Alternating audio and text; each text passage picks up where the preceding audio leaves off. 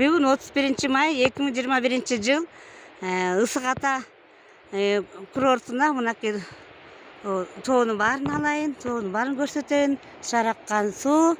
Мына 3 күндөн бери биз Панчулов районундагы Чалдыбар айылында түзүлгөн Алыкулдун кыздары Шайыр апалардын тобунун негиздеп түзүп жетектеп жүргөн Райле эжеге сөз берели.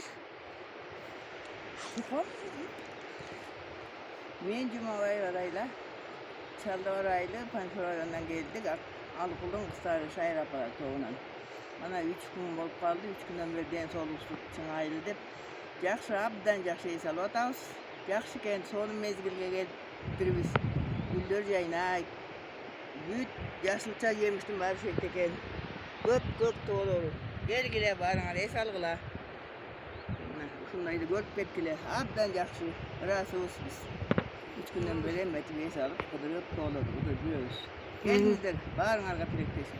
Рахмат Райле эже. Суракүл эже, сиз да каалап тилек айтып коюңуз. Мен да ошо Алыкулдун кыздарынын тобунда жүрөм. 4 жыл болду жүргөнүмө. Ошо 3 күндөн бери ушу курортко келип эс алып атабыз.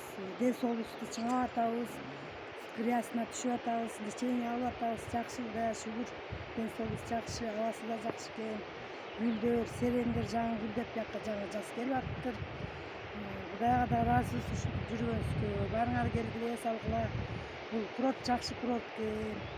Барыңарга совет берем, барыңар келип эс алгыла. Рахмат. Мынакей карачы, кыргыздын кандай деген касиеттүү мынакей аскалары, zoолору, тоолору, ысык суусунан жердин астынан чыккан ысык сууну бассейнге түшүп, мына баарыбыздын буту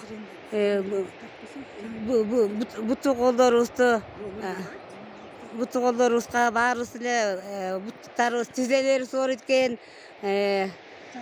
Абдан касиети зор экен.